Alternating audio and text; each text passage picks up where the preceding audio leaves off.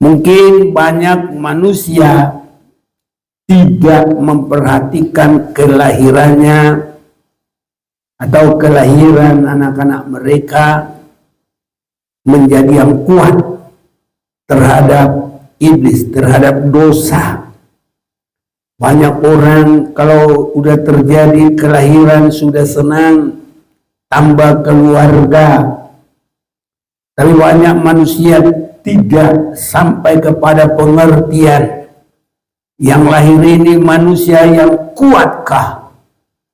Jadi itu sebabnya ya setelah kita mendengarkan firman Tuhan ini, setiap yang lahir kita terima dan kita doakan menjadi yang kuat di dalam Tuhan, yang kuat rohaninya, bahkan yang mengalahkan iblis.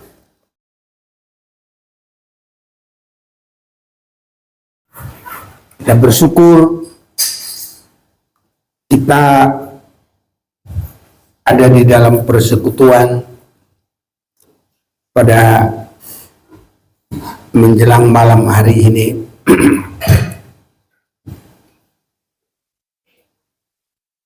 Saya mau mengajak kita membaca firman Tuhan dari Kejadian pasal yang ketiga ayat yang ke-15.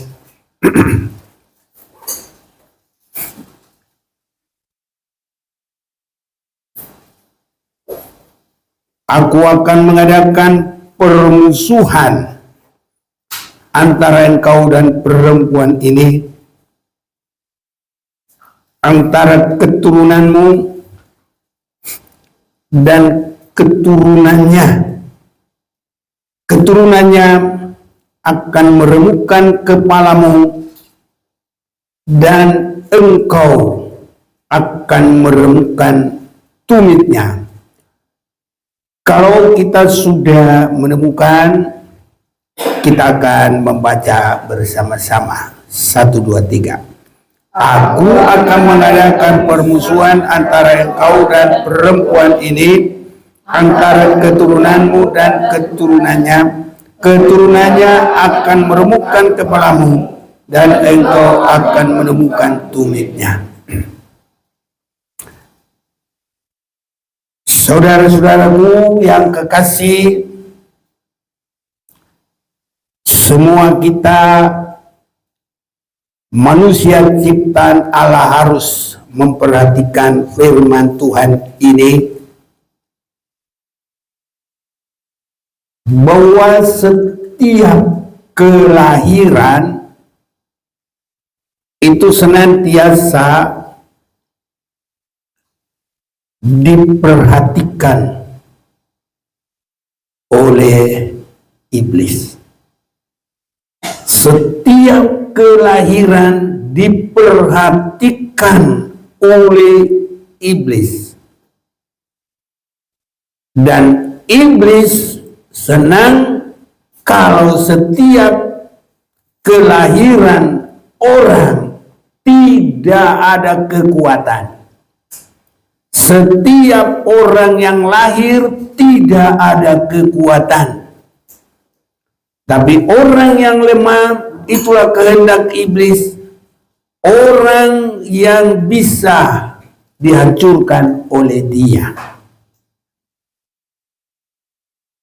Karena apa yang kita sudah baca ini adalah firman Tuhan sendiri, bahwa yang meremukkan kepala ular adalah keturunan manusia, keturunan perempuan, keturunan Hawa. Jadi kita semua harus sadar, setiap manusia itu diperhatikan oleh iblis untuk dikalahkannya. Supaya setiap manusia yang lahir jangan ada manusia yang kuat, tapi manusia yang bisa dikalahkan. dan dikalahkan supaya manusia itu bukan kuat secara fisik tetapi secara rohani, mati secara rohani, lemah secara rohani. Ini dikehendaki oleh iblis. Mungkin banyak manusia tidak memperhatikan kelahirannya atau kelahiran anak-anak mereka menjadi yang kuat terhadap iblis, terhadap dosa. Banyak orang kalau udah terjadi kelahiran sudah senang, tambah keluarga. Tapi banyak manusia tidak sampai kepada pengertian yang lahir ini manusia yang kuatkah. Jadi itu sebabnya ya setelah kita mendengarkan firman Tuhan ini, setiap yang lahir kita terima dan kita doakan menjadi yang kuat di dalam Tuhan, yang kuat rohaninya, bahkan yang mengalahkan iblis.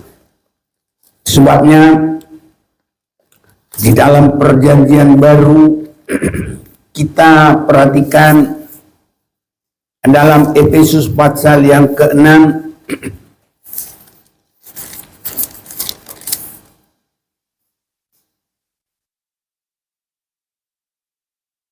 ayat yang ke-10 mulai. Akhirnya hendaklah kamu kuat di dalam Tuhan, di dalam kekuatan kuasanya. Ini kehendak Tuhan dan ini doa kita. Setiap orang yang lahir supaya mereka adalah yang kuat. Tapi ini kuat ini bermacam-macam. Ada kuat juga raksasa untuk melawan kehendak Tuhan. Tapi ini adalah dikehendaki Tuhan yang kuat untuk mengalahkan pekerjaan iblis, ikut menghancurkan pekerjaan iblis. Itu sebabnya kita semua juga harus memperhatikan apa perjuangan kita. Ya, jadi ada kuat, iblis mengkehendaki kuat tentara-tentaranya yang merusak pekerjaan Tuhan. Tapi Tuhan inginkan kita yang kuat untuk ya meremukkan kepala ular, setan iblis. Itu sebabnya untuk kita sekarang ayat yang ke-11 Efesus 6, kenakan seluruh perlengkapan senjata Allah supaya kamu dapat bertahan melawan tipu muslihat iblis. Inilah saudaraku perjuangan kita. 12, karena perjuangan kita bukanlah melawan darah dan daging, tetapi melawan pemerintah-pemerintah, melawan penguasa-penguasa, melawan penghulu-penghulu dunia yang gelap ini, melawan roh-roh jahat di udara. Pemerintah yang dimaksud saudaraku bukan pemerintahan yang di umpamanya RI 1. Saat ini presiden kita masih Presiden Jokowi. Baru kabinetnya DPR, DPRD, DPD baru mulai lagi di dalam ya kemiliteran, ya kepala ABRI. Nah, ada kepala stafnya ABRI juga dan lain-lain. Bukan pemerintahan itu, tapi yang memerintah manusia itu berpikiran jahat, bertindak jahat, termasuk dalam golongan ia keturunan iblis yang melawan kehendak Tuhan. Manusia-manusia raksasa yang melawan Tuhan melalui mengutamakan keinginan daging yang tidak sesuai dengan kehendak Tuhan. Karena peperangan dengan Allah itu, kita nggak bakal bisa memerangi dengan senjata apapun. Kalau sekarang ini ada senjata-senjata mutakhir, dunia berlomba-lomba untuk bisa menciptakan senjata mutakhir. Negara-negara adikuasa, jadi kita selalu mendengar bagaimana persaingan membuat senjata mutakhir. Amerika, Rusia, Korea Utara, Israel, dan lain-lain, semua. Tapi semua itu bagi Tuhan, Allah pencipta langit bumi segala isinya, itu nggak ada apa-apanya, kosong itu semua. Tapi satu yang bisa senjata manusia untuk melawan Tuhan adalah mengumbar keinginan nafsu duniawi. Itu sebabnya di dalam Roma pasal yang ke-8 kita baca ayat yang ke-6. Karena keinginan daging adalah maut, tapi keinginan roh adalah hidup dan damai sejahtera. Sebab keinginan daging adalah perseteruan terhadap Allah. Ini sama dengan peperangan terhadap Allah. Karena ia tidak takluk, tidak takluk kepada hukum Allah. Ini caranya memerangi Tuhan. Tidak takluk kepada hukum Tuhan. Hidup semaunya. Itu sebabnya Tuhan memberikan kepada kita syariat-syariat agama untuk kita ikuti sampai kita berkenan anggota kerajaan surga yang boleh hidup kekal selama-lamanya. Saya lanjutkan ayat 7 ini biar jelas. Sebab keinginan daging adalah perseteruan terhadap Allah, karena ia tidak takluk kepada hukum Allah. Hal ini memang tidak mungkin baginya. Mereka yang hidup dalam daging tidak mungkin berkenan kepada Allah. Tapi kamu tidak hidup dalam daging, melainkan dalam roh, jika memang roh Allah diam dalam kamu. Tetapi jika orang tidak memiliki roh Kristus, ia bukan milik Kristus. Tapi jika Kristus ada di dalam kamu, maka tubuh memang mati karena dosa, tapi roh adalah kehidupan oleh karena kebenaran. Dan jika roh Dia yang telah membangkitkan Yesus dari antara orang mati diam di dalam kamu, maka Ia yang telah membangkitkan Kristus Yesus dari antara orang mati akan menghidupkan juga rohmu yang fana itu oleh rohnya yang diam di dalam kamu. Jadi saudara-saudara, kita adalah orang yang berhutang, tapi bukan kepada daging, supaya hidup menurut daging. Sebab jikalau kamu hidup menurut daging, kamu akan mati. Tapi jika oleh roh kamu mematikan perbuatan-perbuatan tubuhmu, kamu akan hidup. Semua orang yang dipimpin roh Allah adalah anak Allah. Ini saudara-saudaraku harus selalu perhatian bagi kita, baik supaya kita bertindak di dalam rombongan, grupnya yang di dalam Tuhan memerangi pekerjaan iblis. Itu sebabnya setiap dari kelahiran sudah harus diperhatikan.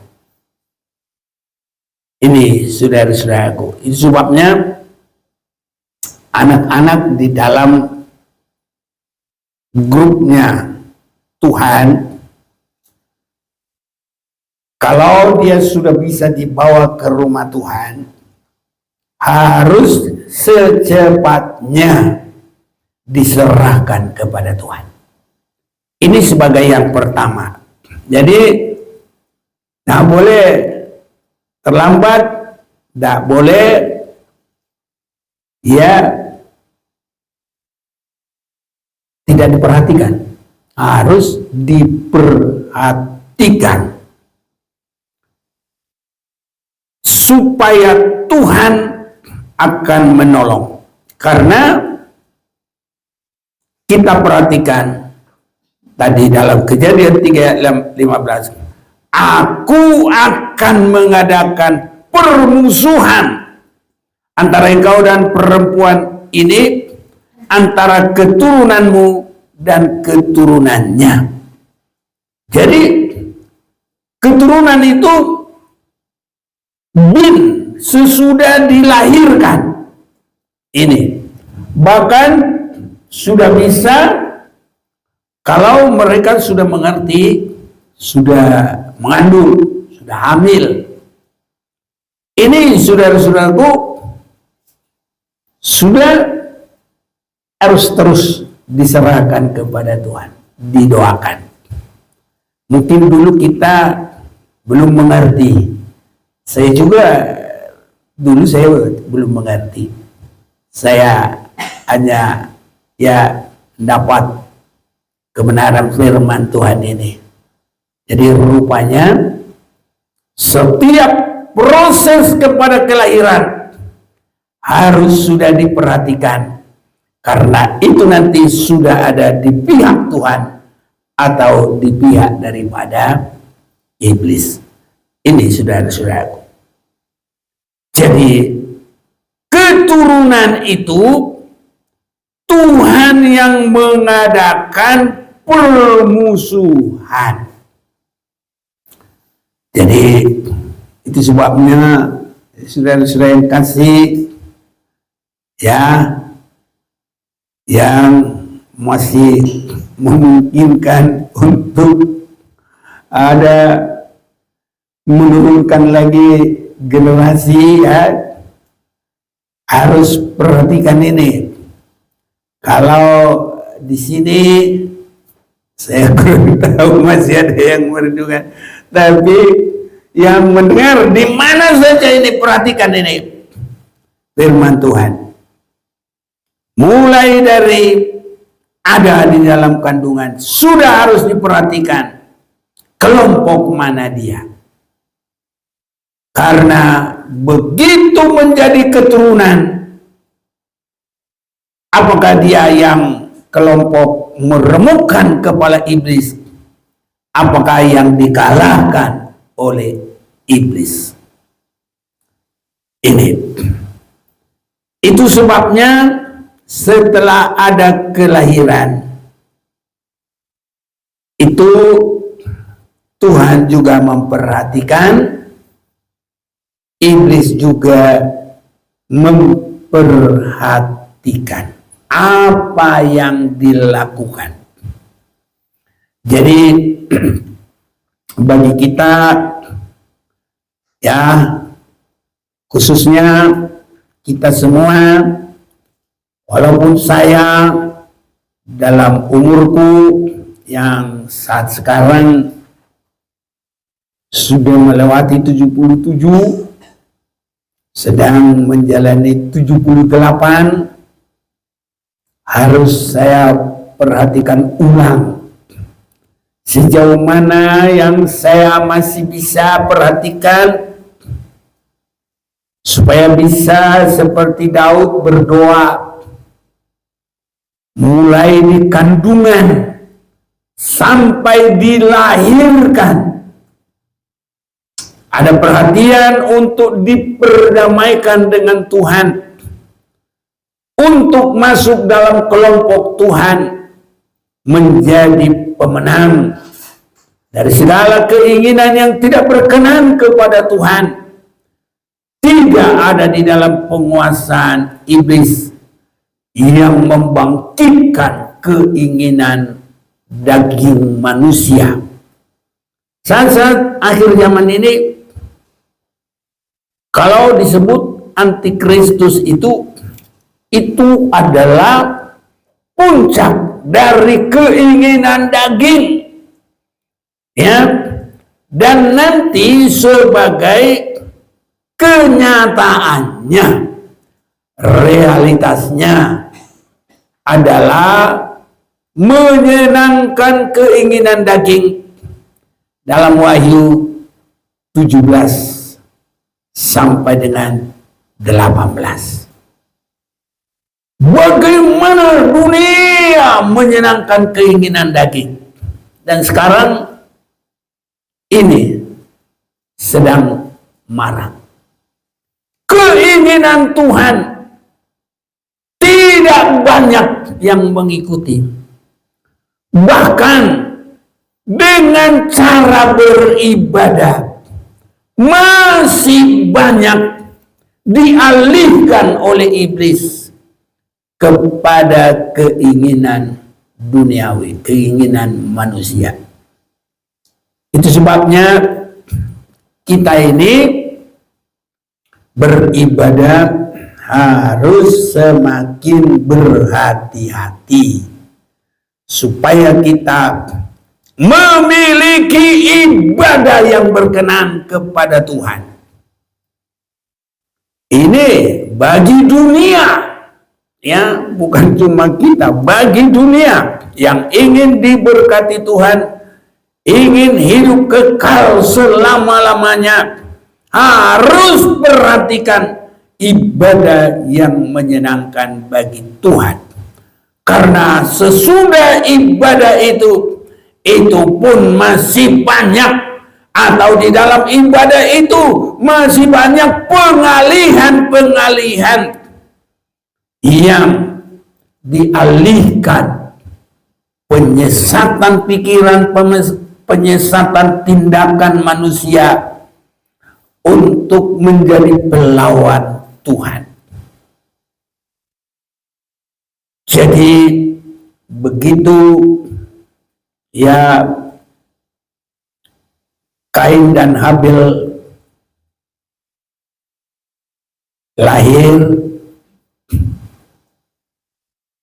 ya mungkin Adam dan Hawa sangat memperhatikan ini juga, hanya kita tidak melihat dalam yang tertulis. Ya, apakah juga mereka lupa atau mereka perhatikan juga, kita tidak mengerti. Cuma satu yang tidak lupa, iblis itu sudah memperhatikan terus kelahiran itu, karena iblis lebih takut manakah nanti keturunan yang akan meremukkan saya. Ini sehingga dia berusaha menjadikan manusia yang tidak kuat. Itu sebabnya juga kalau dalam perkembangan bangsa Israel, dalam Keluaran pasal pertama kedua, kalau perempuan-perempuan gak dibunuh, ya, tapi kalau laki-laki dibunuh, karena laki-laki itu adalah golongan yang kuat. Itu jadi sampai sekarang juga dia melihat setiap manusia ini. Makanya saudara-saudara, Dalam Efesus tadi, jadilah kuat. Kita harus menjadi yang kuat. Kita beribadah ini, Tuhan akan memberikan kekuatan. Kita tidak hanya asal begitu saja, saudaraku. Namun berapa orang pun yang datang beribadah, bagi Tuhan tidak melihat jumlahnya. Saya juga begitu, saudaraku. Tapi kalau kita beribadah, orang yang menjadi kuat, seandainya satu orang saja pun, itu tetap luar biasa. Itu sebabnya dari 600.000 kakak, saya katakan kakak karena yang dihitung itu laki-laki ya, yang benar-benar teguh, kuat sampai ke akhir, hanya 2 orang dari 600.000. Ini saudara-saudaraku. Itu sebabnya kiranya kita ada di golongan seperti Joshua dan Kaleb, teguh sampai ke akhir. Saudara-saudaraku, di dalam kelahiran Kain dan Habil ini, saya memperhatikan firman ini dengan apa yang peristiwa percakapan Tuhan dengan iblis di Taman Eden. Kelahiran daripada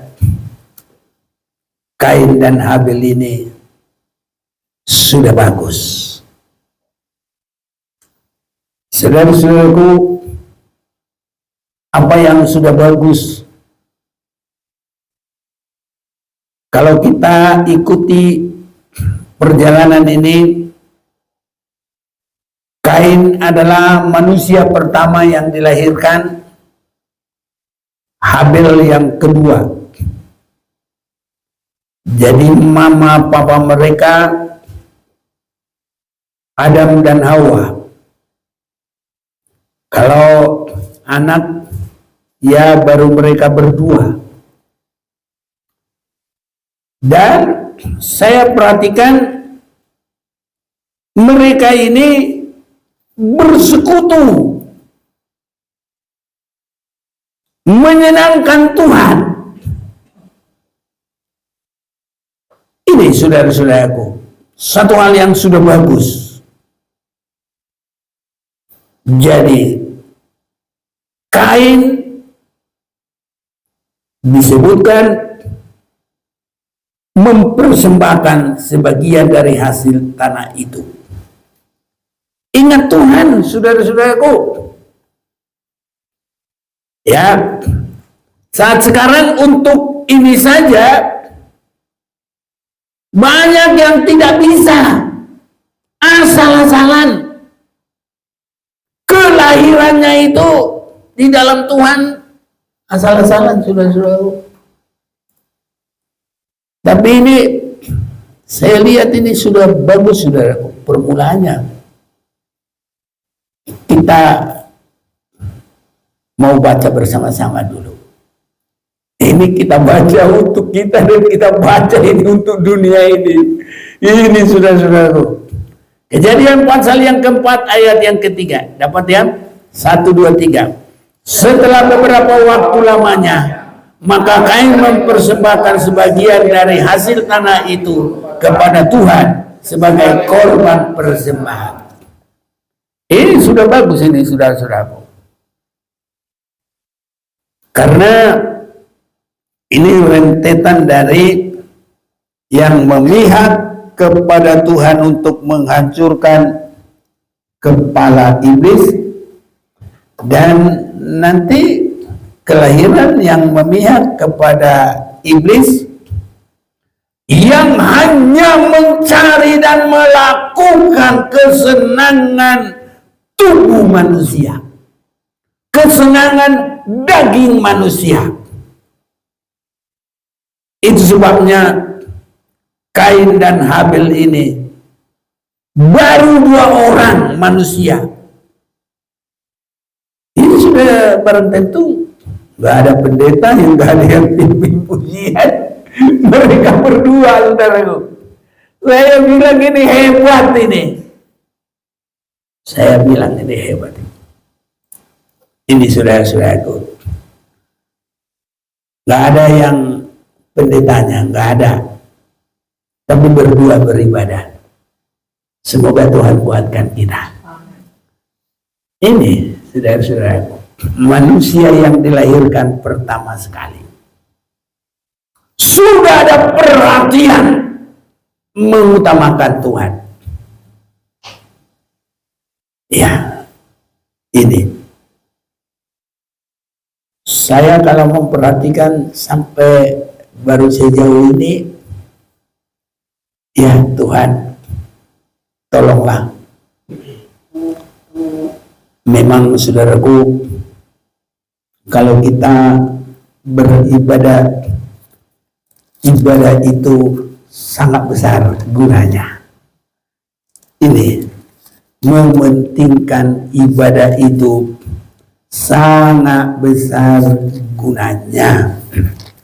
Saya yakin kita sudah sering dengar ini, tapi kita mau perhatikan dulu di dalam 1 Timotius ya.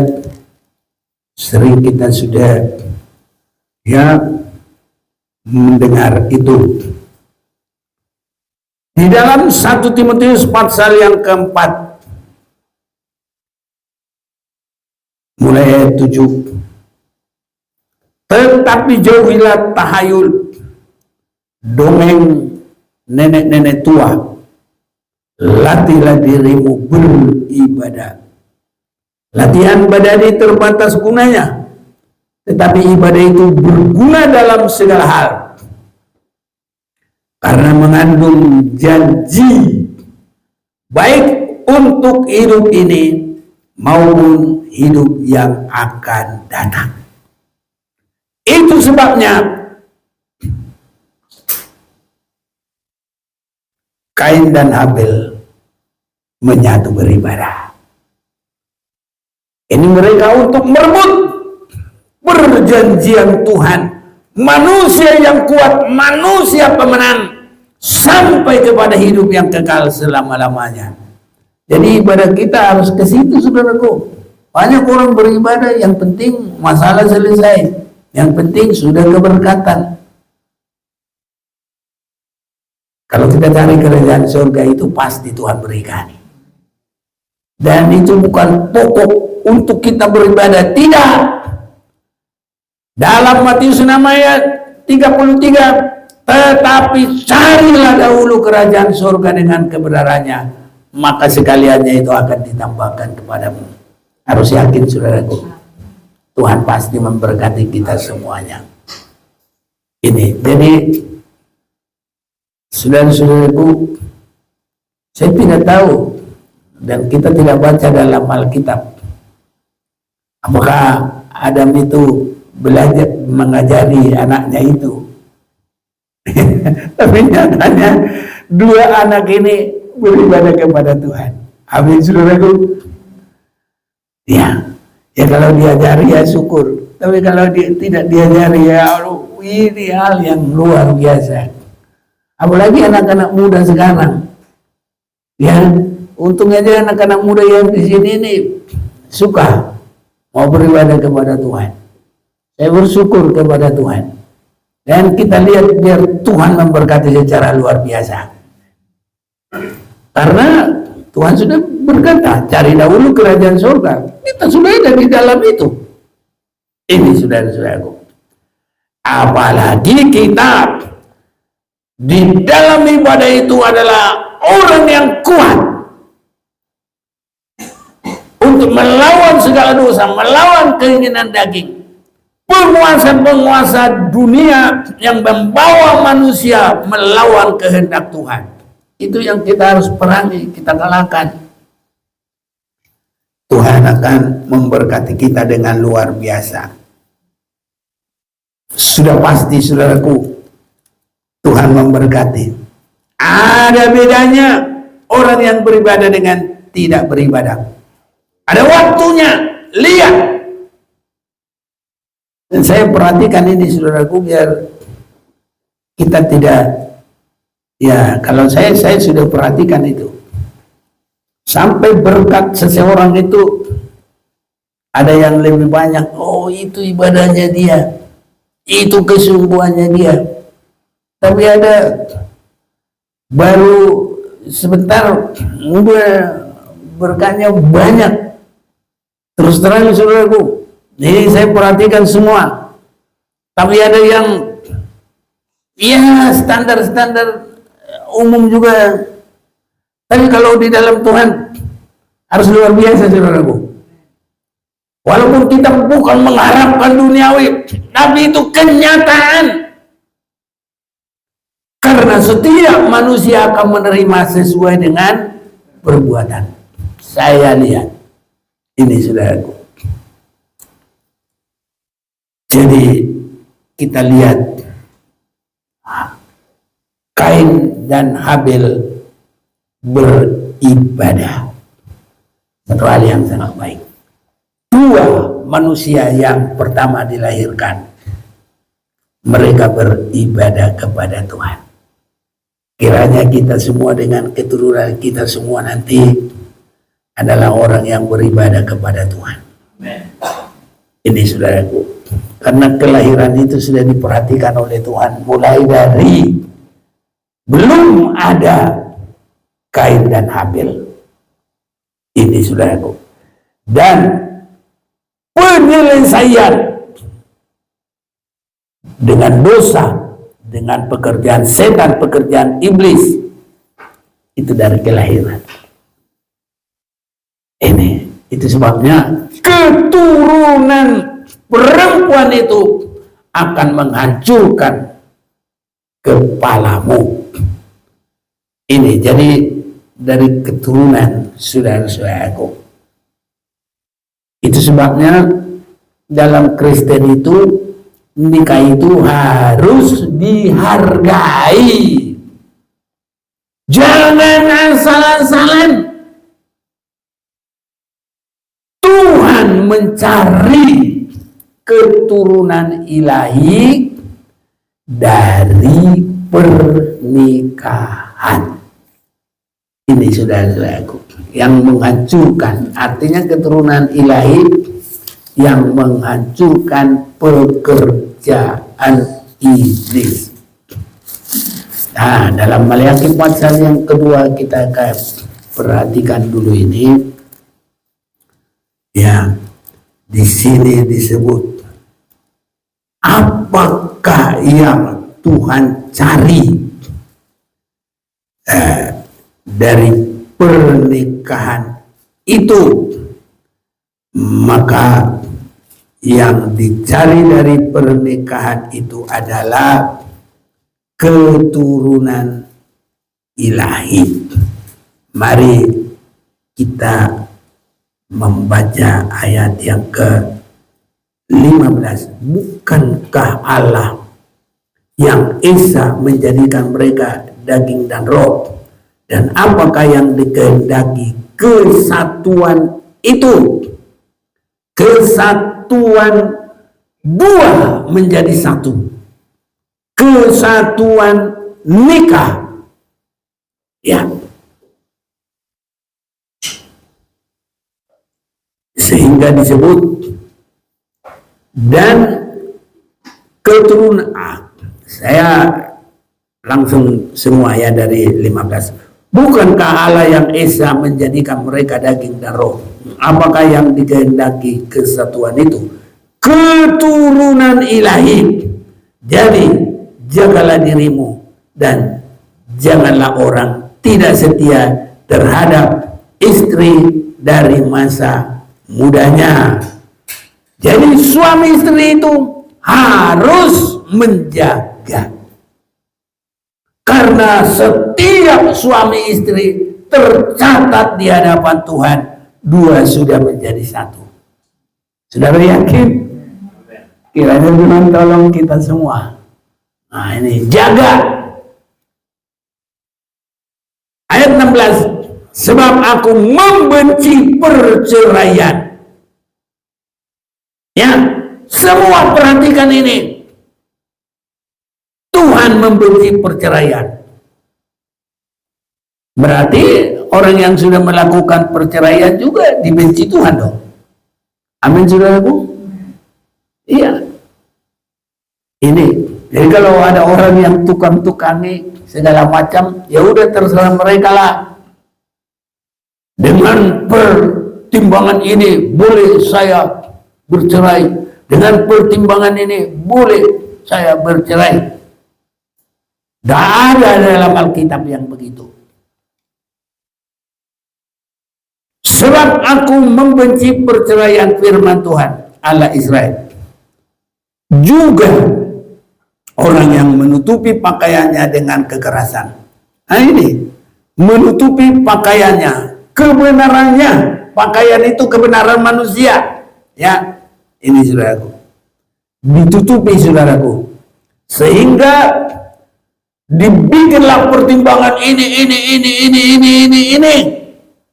Diambillah kesimpulan, aku boleh bercerai, apalagi aku boleh nikah lagi.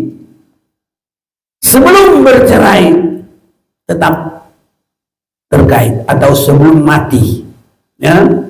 Sebab di dalam nikah Kristen itu mau bercerai ranjang atau badan itu urusan dia. Cuma perceraian di dalam nikah Kristen hanya karena satu. Siapa tahu? Itu. Jadi kalau belum mati, tetap terkait dia ke situ. Ini. Siapa yang memperhatikan, perhatikan. Kalau mau memperbaiki, perbaiki. Ini firman Tuhan. Jangan pertimbangan macam-macam. Membuat kesimpulan, menutupi. Untuk seolah-olah menjadi kebenarannya, ya, maka jagalah dirimu dan jangan berkhianat. Sekarang pengkhianat nikah ini terlalu banyak, tidak menjaga keturunan, ya. Jadi yang menghancurkan iblis itu bukan dari istri kedua. Gak ada itu Alkitab. Dengar ini semua, hai dunia, dengar. Ya. Itu dikatakan kepada Adam dan Hawa. Justru saya mau tunjukkan kepada kita. Ya, kita mau baca lagi ulang Kejadian pasal 3. Lalu berfirmanlah Tuhan Allah kepada ular itu, karena engkau berbuat demikian, terkutuklah engkau di antara segala ternak dan di antara segala binatang hutan. Dengan perut mula engkau akan menjalar, dan debu tanahlah akan kau makan seumur hidupmu. Nah sekarang ini, aku akan mengadakan permusuhan antara engkau dan perempuan ini, antara keturunanmu dan keturunannya akan meremukkan kepalamu, dan engkau akan meremukkan tumitnya. Jadi di sini kita lihat justru ditunjuk, ya, permusuhan antara engkau dan perempuan ini. Jadi justru yang melahirkan. Nah ini. Jadi makanya yang melahirkan itu, ya, yang mendapat perjanjian pertama bukan istri kedua. Ya, jadi perhatikan semua, dunia ini bukan istri kedua. Ya, ini. Dan engkau akan meremukkan tumitnya. Firman-Nya kepada perempuan ini, itu ayat 16. Susah payahmu waktu mengandung akan kubuat sangat banyak. Dengan kesakitan engkau akan melahirkan anakmu, namun engkau berahi kepada suamimu, dan Ia akan berkuasa atasmu. Ini saudara-saudaraku, jadi keturunan itu sangat-sangat yang diperhatikan dengan perempuan itu.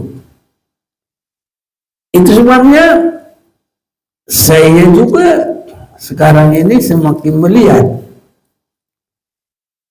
dunia ini siapa yang ngajarin ini. Nanti kalau kita nabung di bank, nggak pernah ditanya siapa bapakmu, ya, tapi siapa ibunya? Ibu kandung, bukan ibu kedua, bukan ibu tiri, tapi yang ditanya adalah ibu apa? Ibu kandung. Benar? Ini sudah itu. Saya heran. Siapa yang ngajari dunia? Ya, ini tersirat mulai dari kebenaran awal. Ya, dari manusia pertama. Hanya saudara-saudaraku, kita memperhatikan ibadahnya Kain ini sesudah dia selesai mengadakan korban. Bukan persekutuan perdamaian yang ada di dalam dirinya. Sesudah selesai mereka mengadakan persembahan, yang ada justru, ya, kalau kita perhatikan, hati yang panas, muka yang muram. Ini hasil ibadah. Kenapa demikian? Ini sudah pasti karena bukan dalam pimpinan Roh Kudus.